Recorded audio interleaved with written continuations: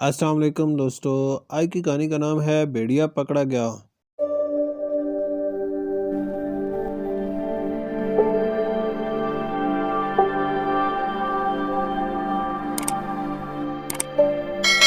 ایک بھیڑیا شکار کی تلاش میں ادھر ادھر گھومتے گھومتے ایک غار کے پاس پہنچا جہاں سے تازہ گوشت کی مہک آ رہی تھی۔ بھوک اور اوپر سے تازہ گوشت اس سے رہا نہ گیا اور وہ غار کے اندر چلا گیا۔ جب وہ غار میں پہنچا تو اس نے اپنے دوست چیتے کو بکری کھاتے ہوئے دیکھا تو حیرانی سے بولا، ارے تم کہاں غائب تھے اتنے عرصے سے؟ بڑے مزے آ رہے ہیں، اکیلے ہی پوری بکری کھا رہے ہو۔ چیتا بولا، ہاں بھائی، شکار کے لیے محنت کی اور اب اس محنت کا پھل کھا رہا ہوں۔ تم سناؤ، خیریت تو ہے؟ بڑے کمزور دکھائی دے رہے ہو، حالانکہ پہلے تو اچھے بھلے صحت مند تھے۔ بھیڑیے نے کہا، کیا بتاؤں، تم تو آسانی سے شکار کر کے کھا لیتے ہو، مگر مجھے کافی پریشانی ہوتی ہے۔ قریب کے گاؤں سے روزانہ جنگل میں بکریوں کا ایک ریوڑ گھاس چرنے آتا تو ہے، مگر ریوڑ کے ساتھ بہت سے موٹے تازے کتے ہوتے ہیں، اس لیے میں ان کا شکار نہیں کر پاتا۔ چیتے بھائی، تم مجھے کوئی آئیڈیا دو کہ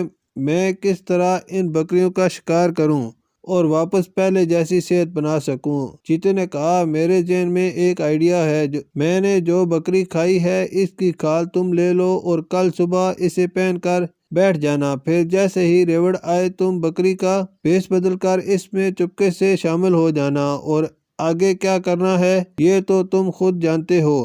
سمجھ گیا چیتے بھائی، کیا آئیڈیا دیا ہے۔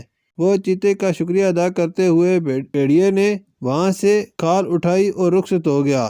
روزانہ کی طرح جب اگلے دن بکریوں کا ریوڑ آیا تو بھیڑیا وہ کھال پہن کر چپکے سے بکریوں کے ریوڑ میں شامل ہو گیا اور ایک بکری کو اپنی خوراک بنا لی۔ اس کے بعد وہ روزانہ ایسا کرنے لگا۔ بھیڑیا بڑا خوش تھا کیونکہ وہ بغیر محنت کے روزانہ ایک بکری کو اپنی خوراک بنا رہا تھا۔ کچھ دن گزرے تو مالک کو بکریوں کے کم ہونے پر تشویش ہوئی، مگر اسے سمجھ نہیں آ رہا تھا کہ سیکورٹی ہونے کے باوجود بکریاں کیسے کم ہو رہی ہیں۔ مالک نے سیکورٹی کی ذمہ داری چلاک لومڑی کو سونپ دی۔ چلاک لومڑی چپ چاپ رات کو بکریوں کے باڑے میں گئی۔ جس وقت سب بکریاں آرام کر رہی تھیں وہ دور سے بیٹھی ایک ایک بکری کو بغور دیکھ رہی تھی کہ اچانک اس کی نظر ایک بکری پر پڑی جو ایک آنکھ سے سو رہی تھی، اس طرح کہ ایک آنکھ کھولے دوسری بند کر لے اور دوسری کھولے تو پہلی آنکھ بند کر لے۔ اس نے یہ ساری بات مالک کو بتائی تو فوراً مالک کے ذہن میں خیال آیا کہ اس طرح تو بھیڑیا سوتا ہے۔ اس نے فوراً اپنے عملے کی مدد سے